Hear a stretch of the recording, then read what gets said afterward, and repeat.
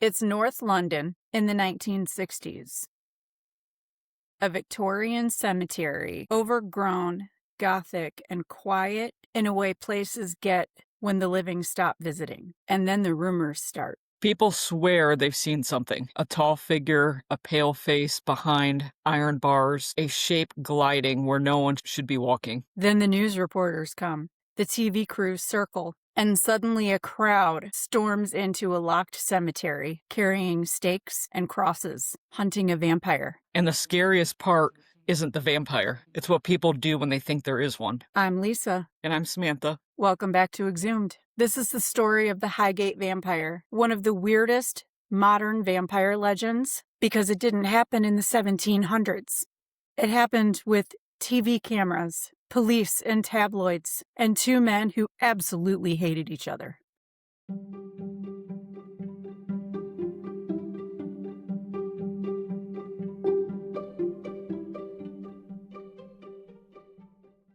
First of all, before we get started, I just got a question. Do you think August 12th we're really going to lose gravity? I don't know, but I hope so. I hope we lose a little bit of it.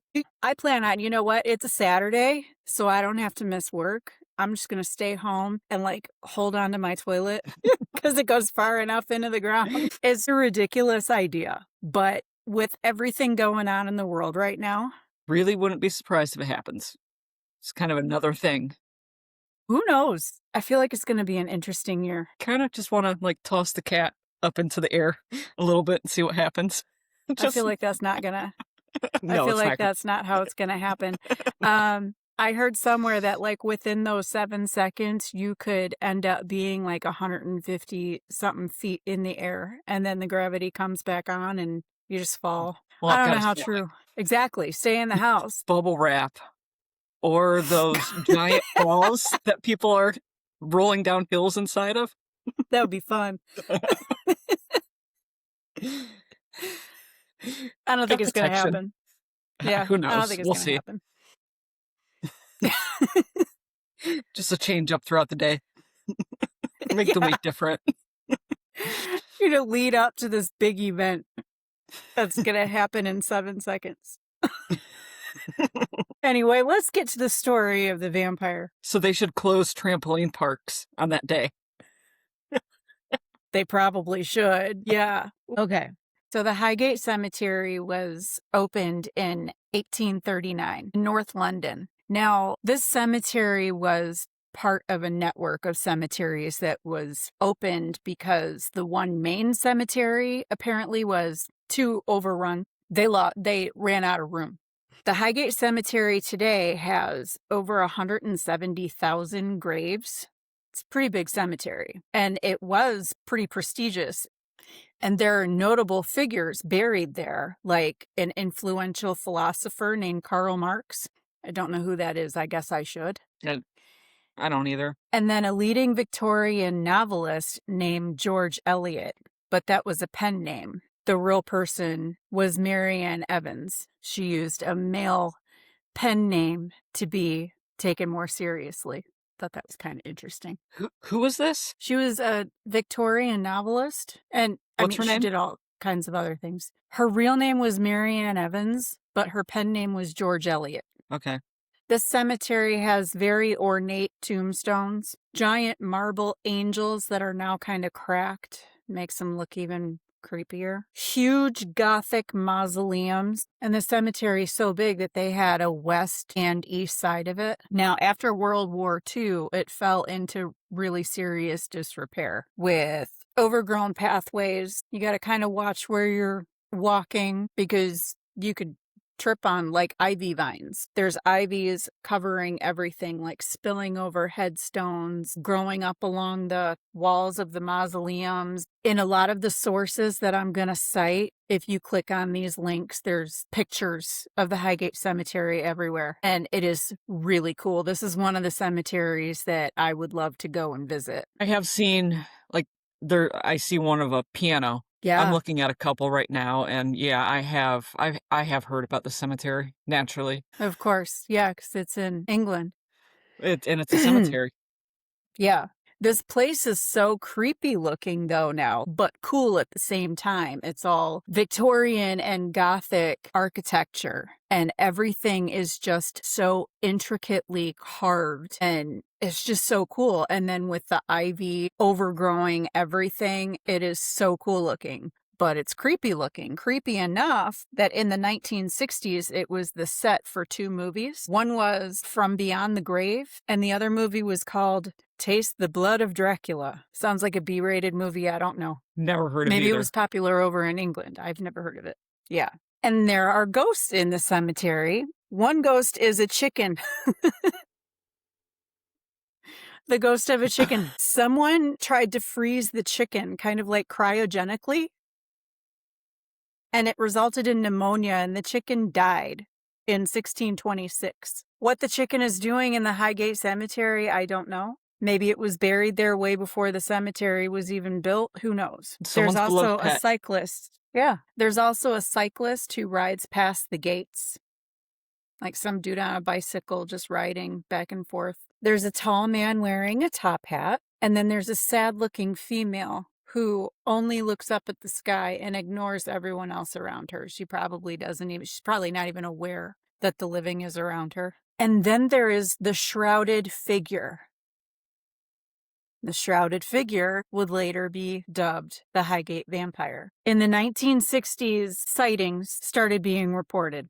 You'd walk past the cemetery and you would feel watched. There's one story where 2 teenagers were walking past the cemetery and claimed that they saw the dead rising from their graves. And I guess what they did was just ran off, but they didn't even come forward with their story until so many other stories have been reported. Then they were like, oh yeah, this happened to us. That makes sense. I guess so, but wouldn't you tell somebody right away if you saw that? I feel like I would. Yes, but depending on the time and whatnot, you could be hokey. Yeah. Maybe they weren't supposed to be in there. Maybe. But it doesn't say that they were walking in the cemetery. It seems like they were just walking past it. Okay. Who knows? Then there was a guy, his name was Brian Bourne. This was back in 1965.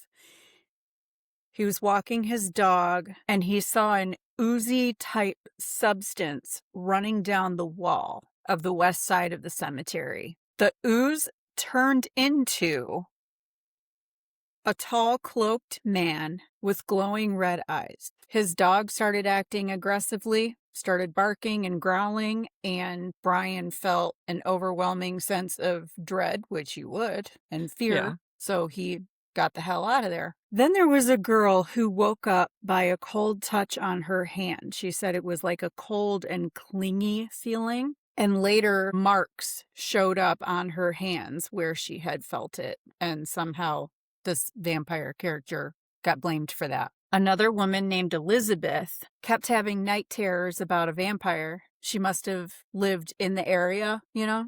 It's the only way that I can think of that would make sense. She started having night terrors about a vampire, and she would sleepwalk. And she woke up one morning with what looked like 2 bite marks in her neck, and she was sick. So she was given a silver cross, and they did some protective rituals, and supposedly she got better. That's all there is to the story. Then there was a couple walking near the east side of the cemetery, and they say a tall gray figure just formed on the other side of the gate and stared at them with this, like, just very disturbing looking face, and then disappeared. Later on, the guy went back with one of his friends to investigate, do a little bit of ghost hunting. And he said that they heard a booming sound and then a shadow walked in front of them really quick. And it scared the shit out of them. They ran out and never came back. I wonder what the booming sound was. I don't know, but it seems like every time this vampire character shows up, you hear a boom first. Because there's this woman named Louisa. Keep this name in mind because she's going to come up later too. She had the same symptoms as Elizabeth. She was sleepwalking. She was having nightmares. And while she was sleepwalking, she was led to a specific grave, heard a boom, passed out. And when she woke up, she remembered nothing. There's more to that story. Louisa? Yes. There was someone who claimed to see a trail of blood leading into a tomb and a dark figure entering it. And some people claimed to see a figure rise and float across the cemetery. Then there were the dead animals. Great. Dead animals drained of blood, their throats torn. That to me seems like maybe it was true. Maybe there were dead animals. Why wouldn't there be? It's outside. Animals die all the time. Animals, it's nature. Animals kill animals. But their throats slit, drained of blood. I don't know about that. These people all described figure as tall, dark, cloaked, sometimes wearing a hat, glowing red eyes, and reports of these sightings hit the newspapers and the news stations. And now they're all trying to cover the story. So what happens after that? More and more people come forward with their supposed stories. And you can't discredit any of them, can't call any of them liars. You don't know who's telling the truth and who's not.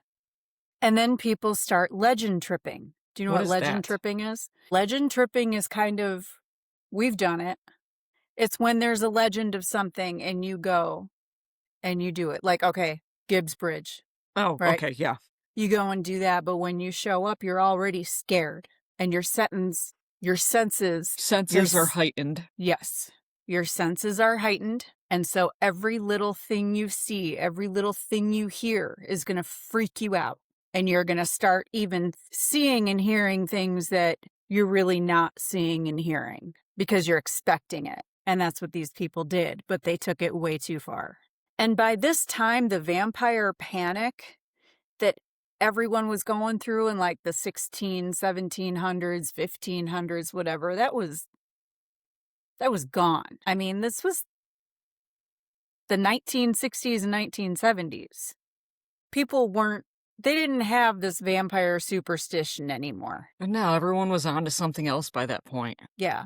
But when there are so many stories about a vampire sighting in a graveyard to where even the news is covering it, people are going to be like, okay, what's going on? We would go out. We would. Yeah, we would have. But they took it too far. They would go into the cemetery and they would spend the night there. They'd bring their little amateur ghost hunting equipment.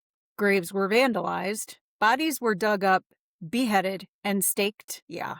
And these bodies are like 100 years old. A lot of them. In the 1960s and 70s? Yeah, this was happening. Can you imagine? I don't want to. People were ghost hunting. People were vampire hunting. People were doing satanic rituals, and that's where they think that all the dead animals were coming from. All the animals drained of blood, it was from these people trying to do satanic rituals. Sacrifices. Yeah. Now enter two wizards. These are the men who hated each other, and this is what the story is actually about. Not even the vampire. We have David Ferent. He claimed to be a Wiccan priest. He claimed to be a spiritualist, and at times he served as the president of the Psychic and Occult Society, and he believed that he could commune with the dead. He believed this was not a vampire, but an apparition. So what he wanted to do was go and find this apparition, and he wanted to exorcise it because they were both, they both claimed to be magicians and exorcists. It's kind of like, who's that teacher in Harry Potter who wrote all those books and all the girls were like, oh, he's so cute. And he claimed to do all this stuff. What was his name? I don't know. I don't remember. And Brooke is going to kick my ass for that. These guys... This is what these guys reminded me of, though. They both came in, they're like, I'll slay the vampire. And they were ridiculous about it. Now, Shawn Manchester is the other dude, the other wizard. He claimed to be an exorcist. He claimed to be a vampire slayer. He never went anywhere without his vampire hunting kit. Have you ever seen a vampire hunting kit? They're so cool. Yeah. He claimed to be a direct descendant of King Arthur and Lord Byron. Yeah. These are all just claims. This is how, these guys were so eccentric, and they probably both just lied through their teeth. He claimed to be a bishop of a church, but this particular church didn't recognize him. And this is crazy. He believed that this vampire was a vampire, but not a mere vampire. This was a king vampire, a practitioner of the dark arts from medieval Wallachia. who was resurrected by modern Satanists. He thought he knew exactly who this vampire was. And he also had a bug up his ass about one of the graves in the cemetery that he was determined was the vampire's grave. He claimed that with inside information, he knew the specific tomb that the vampire came from, and he needed to locate it and through ritual kill it. We'll get more into that later.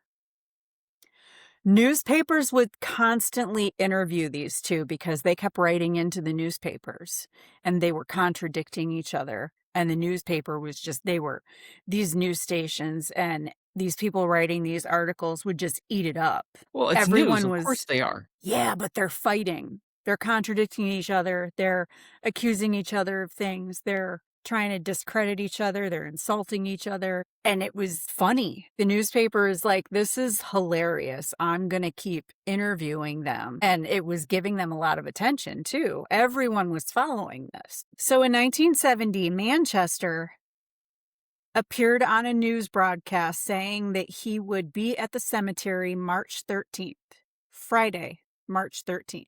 So, of course, what happens? All the news crews show up. All, like, hundreds of people following this whole story show up with their own crucifixes and their own stakes and everything.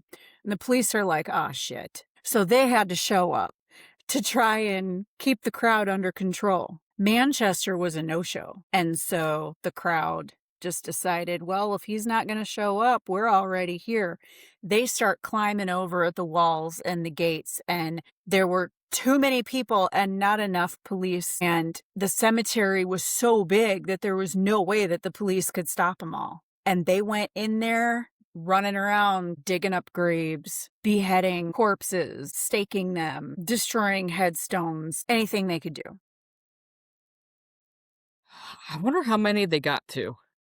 I don't know. After that, a woman dead over 100 years was found beheaded and desecrated near her burial site. That poor woman, she didn't have anything to do with anything, but someone decided that that might have been the vampire. So maybe because it was if everyone's doing it.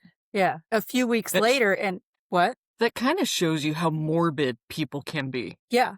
But at the same time that this is going on, there was something about how Manchester had told everyone that Ferent decided that he was going to kill a cat in a ritual to somehow get back at Manchester or summon the vampire, something like that.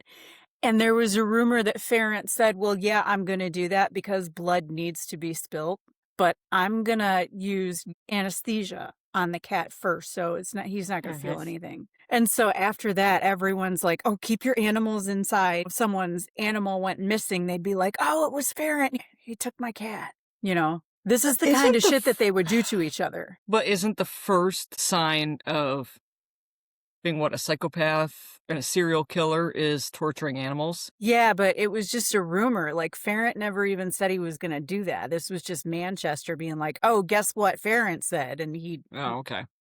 You know what I mean? Manchester did a lot of that to Ferent. A few weeks later, though, after this event happened, after they found the body and after the whole cat rumor came out, Ferent was found in another cemetery and he was caught with a crucifix and a wooden stake, so they arrested him.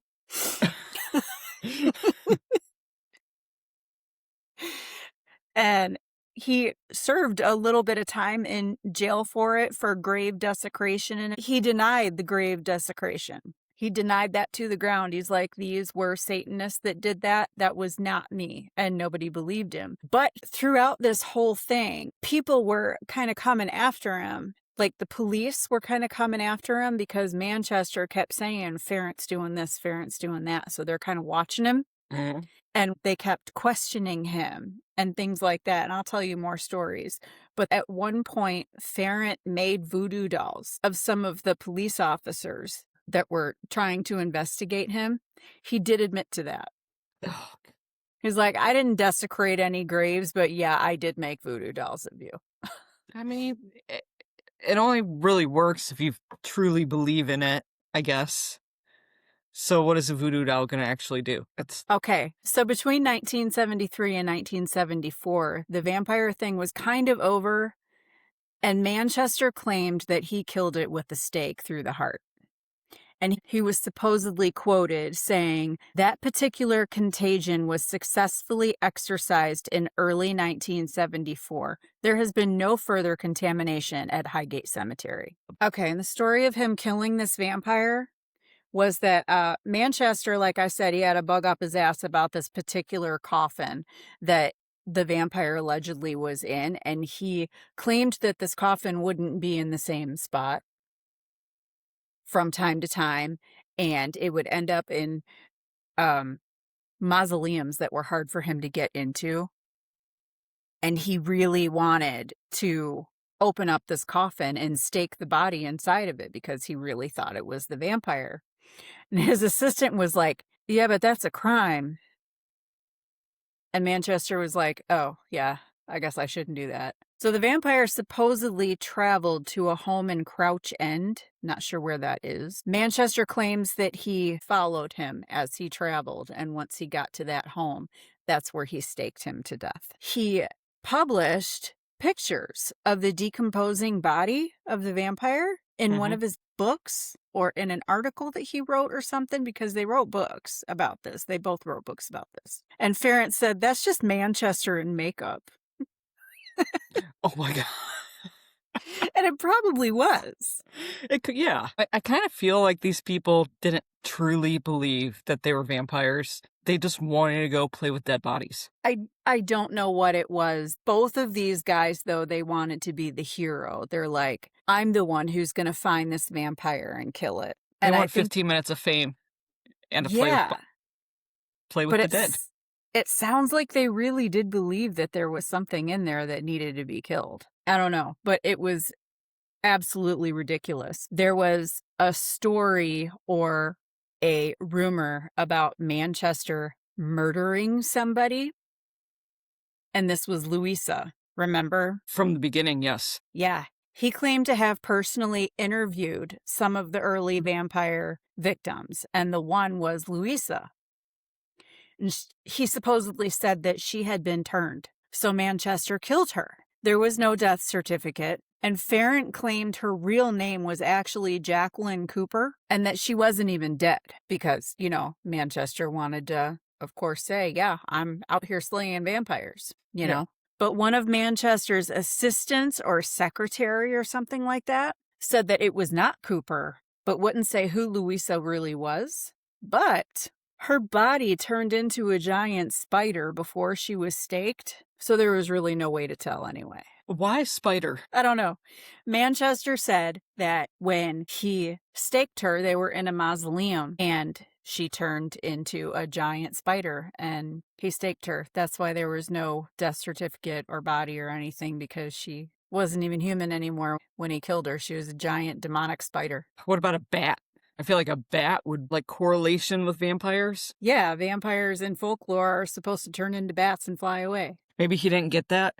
If you've ever watched What We Do in the Shadows, they just say, bat. They turn into a bat and fly away. You're missing out if you've never seen that show. It is fun. Yeah, Also, there was another woman who was close to Manchester, and she appeared in a picture in one of his books, supposedly a bite victim. She came forward later and said that he drew the bite marks on her neck with a marker. And after that, he took that picture out of the book. It's not in the book anymore. He's like, bitch, you told on me. So there was a lot of there were a lot of things that happened during this feud. Like Ferent had made a comic book making fun of Manchester, and it was called The Adventures of the Bishop Bonkers. And that he claimed he was a bishop. Yeah, Bishop Bonkers, because he was crazy. Manchester, because Ferent was arrested, continually reminded people that Ferent was a convicted felon. Like every time that Ferent would say something about Manchester, Manchester would be like, okay, felon. It seems petty, but if that's all he has. Yeah. Piss you off, though. They both kept writing books about vampire hunting, making themselves look like geniuses and making the other look like a fool. They would just do that back and forth. Both swore up and down there was a vampire, and they both claimed to be the only one who could do anything about it. And Manchester swore up and down that he did. Manchester accused Ferent of harassment in 2002. This was still going on in 2002. This went on for 50 years. This went on until Ferent died. In 2002, there's no record of this ever happening. There's no police report. There's nothing. So who knows if this is true? Who knows if a lot of this is true? Because this turned into a circus, and it's just kind of funny. When asked if Manchester would ever speak with Ferent about this, on record, he refused. He just had no respect for him. And in 2006, Ferent was interviewed by a newspaper called Ham and High, and it stands for, I think, Hampshire and Highgate, if I remember right. And they questioned him about a rumor that he was the host of a Halloween orgy because he was a pagan priest. That's what he claimed to be. And so, pagans had orgies. In history, yeah. Yeah. Well, he denied it. He just said that it was just stupid accusations. And in 2006, he would have been like 59 years old, having orgies. I mean, I guess if all the equipment still works, I'd gross myself out with that. Yeah, stop. There's also a funnier one than that. However, in 1978, Ferent did run in an election as a sole candidate for the Wiccan Workers' Party, focusing on free sex and nudity, outlawing communism, and forming state-run brothels. So, yeah, he was kind of into that stuff, but he claimed that there were no orgies. Hey, brothels are common. I mean, in the 70s, though? No, probably more in the 70s. You think so? Oh yeah. Oh no. I mean, I was in Ireland a little over 10 years ago. Stayed at what I think might have been a high-end brothel. I don't know, but the guy in front of me checking in was also ordering a prostitute. So it was a nice place though. Okay. Okay. Now we're going to talk about the wizard duel. They decided that they were going to have a duel. Did they actually call themselves wizards? Yeah, they called themselves wizards and vampire slayers and exorcists. They claimed to be all of that. So they were going to have a magical duel on Parliament Hill in Hampstead. Flyers started circulating about the duel between them, and it was supposed to take place April 13th of 1978. Now, the newspaper was more than happy. They're like, let's do this. We're there. And all of the followers, of course, were going to go. And the police were just like, oh shit, not again. It's ridiculous because Manchester never even showed up to the cemetery on Friday the 13th when he was supposed to. And it just turned into a big circus. And now we're going to have to do crowd control again for this magical duel. And what are they going to do? Avada Kedavra. What are they going to do to each other? A magical duel. They just thought it was ridiculous. It kind of reminds me of, like, have you ever seen the behind the scenes footage of the magical battles in Harry Potter? A couple, yeah. Yeah, that's what it reminds me of. But the duel never even happened. It never took place. The police intervened and they're like, we're not dealing with this. You guys are not going to do this. And somehow the police intervened and somehow stopped it from happening. Either that or they both chickened out. It's never really specified. There are a lot of different sources I looked at that said that it didn't happen for different reasons. So who knows? Watch, they were both kind of knew that they weren't going to show up themselves, and the police just kind of, oh, okay, that's my reason now. Exactly. But years later, police showed up at Ferent's house demanding to know what he did with Manchester's body. Apparently, Manchester had been circulating pics of his own dead body and a ridiculous obituary stating that Ferent had killed him with a sword during another duel in France. We're still dueling? There's no proof that this story actually even happened. It might have just been something that somebody made up, but Manchester it's also the wrote... British Huh? It's also the British newspaper. Well, I don't know how true this is. I found this in the research. There's no written documentation that any of this story even happened. But people believe that this really did happen. Manchester wrote his own obituary, and he was also trying to raise funds for his body to be moved to a certain place to go to his final resting place, right? And he basically framed Ferent for his death, and pictures of his own body were being circulated. But yeah, it says that there is no real documentation this story ever happened, just a rumor stemming from their rivalry. This is how ridiculous this rivalry got. I wish that I was around I know. to experience it. I know. And I touched on this story that Ferent was briefly in prison for grave desecration, but he mentioned that it was Satanists that desecrated these graves. It was never him. But that was when he was making the voodoo dolls and everything, too. He was just kind of in the wrong place at the wrong time. Like, they would find dead animals and they would find grave desecrations. And then all of a sudden, Ferent would be caught in a cemetery with stakes and a crucifix. What are you up to? Walking into a cemetery and seeing that. I know. I'd be like, wait a minute, I just saw some fuckery happening over here. And then now what are you doing? I'm gone. I'm gone. It's like, no, not today, Satan. Not today. But there was also this thing about how, like, when all of these animals were being found, what a lot of people thought that it was just one animal killing the other animal, right? Ferent was the one who came forward and said, no, their throats were slit and they were drained of blood. This was the vampire. You know what I mean? Like, they made a stupid little story into this big. That would be like us going out to Gibbs Bridge and saying, oh my God, we saw this or we saw that out there. And then everybody else going out there. And then these two dudes stepping forward like, I'll handle it. I'll save the town. Yeah.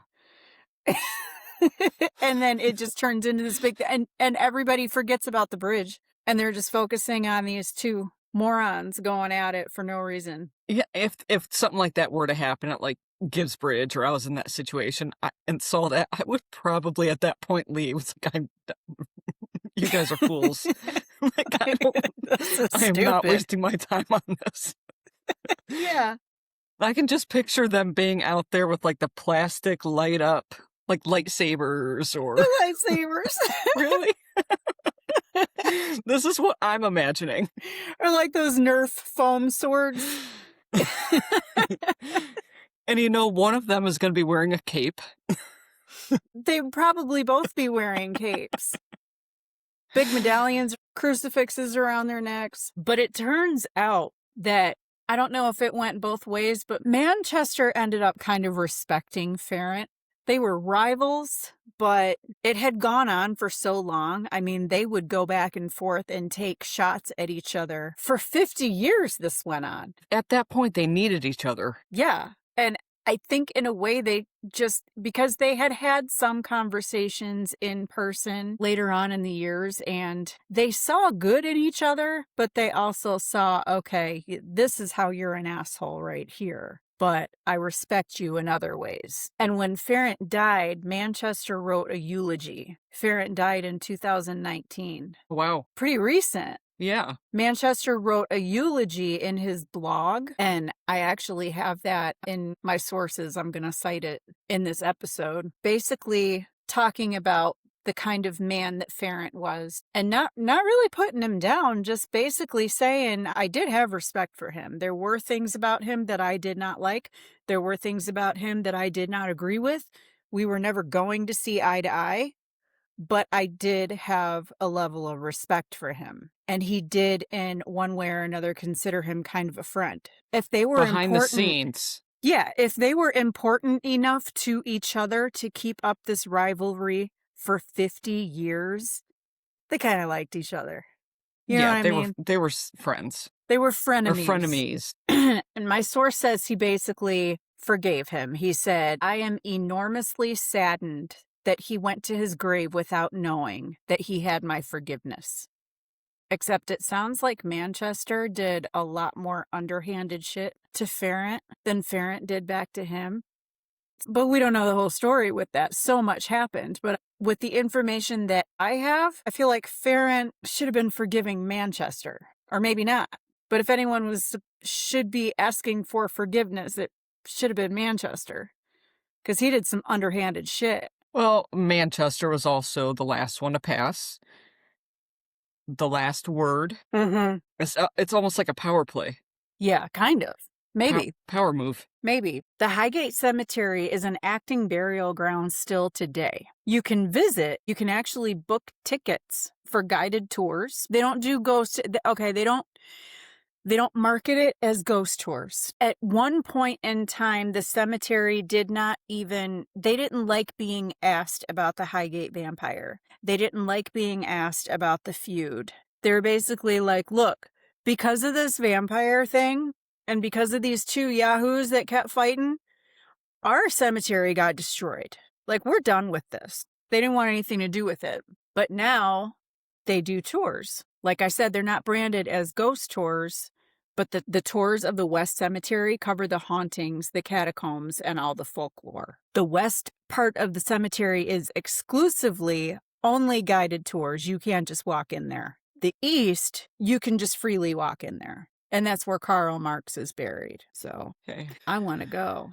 Okay. How many people did you say are buried there? Over 170,000. Okay, so wow. That's what one of my sources said. All right, I'm comparing it to like one of the biggest cemeteries that I know, Woodlawn Cemetery in Toledo, Ohio. There's 65,000 people in there. Yeah, Highgate is much, much bigger than that. Yes, I looked at a map and it's fairly intricate. It's neat. It's very cool. I've seen pictures, like I said, like look up pictures yourself or go into the sources of this episode, and most of the sources will have pictures of the cemetery, and the gravestones are so cool. The mausoleums are so cool. There's like these massive archways you walk under, and they're all Gothic architecture. So no wonder why they filmed movies in there. You know? Yeah. It looks like a vampire setting. Okay, Like, and then comparing it to another one. If you were to look at the cemetery, you'd be like, there is absolutely a vampire in there. No doubt. Oh, yeah. You know the Lafayette Cemetery in New Orleans? The most famous one. I've heard of it. It's one of them I want to go to, yeah. Yeah, 7 to 10,000 people. That's tiny. Yeah, it is. And none of them are underground either. They're all like above ground in mausoleums because the ground is so marshy, and what's the word I want to use? Where the bodies won't stay in the ground, they'll rise. Yeah.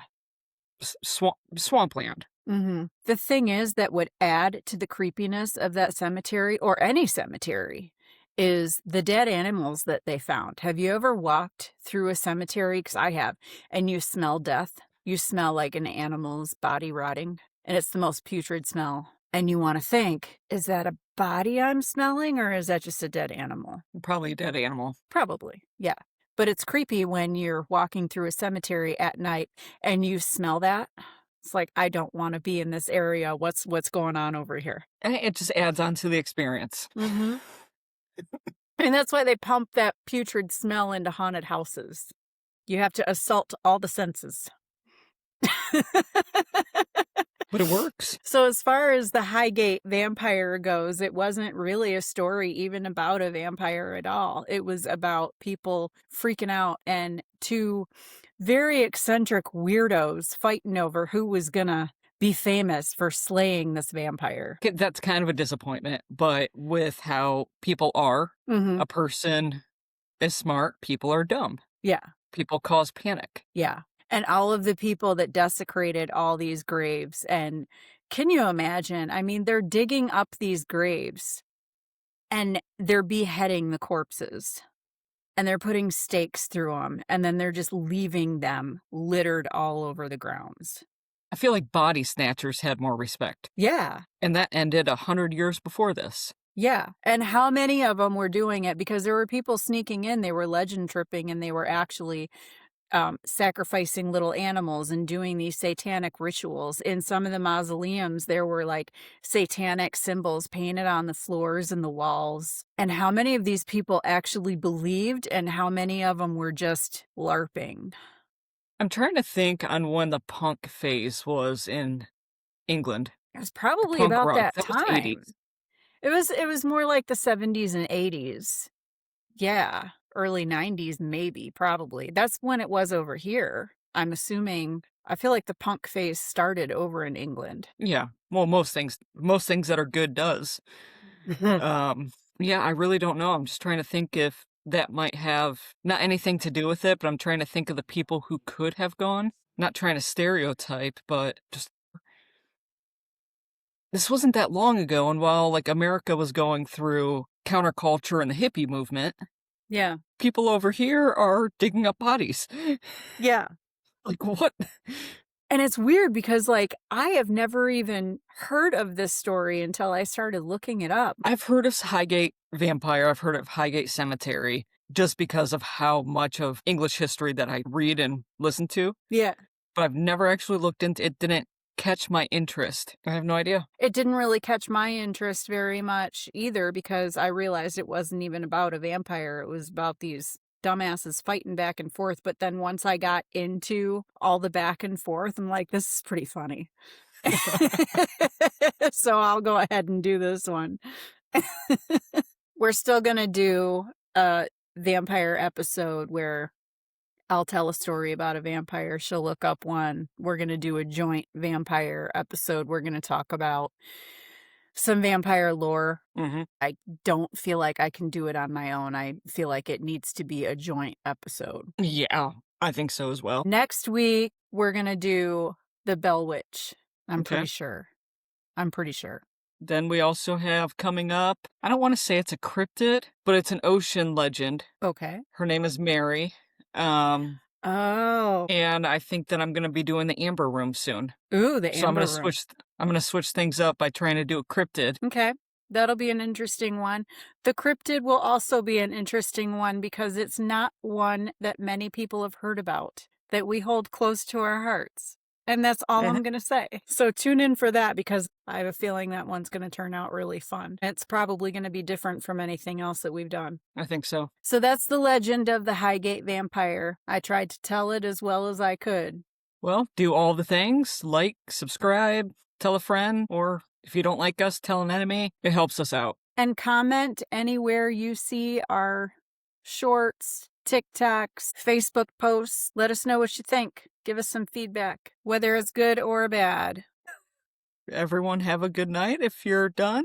That's all I got. That's all I got. Thank you for listening, and we hope you tune in next week. Have a good night. Have a good night.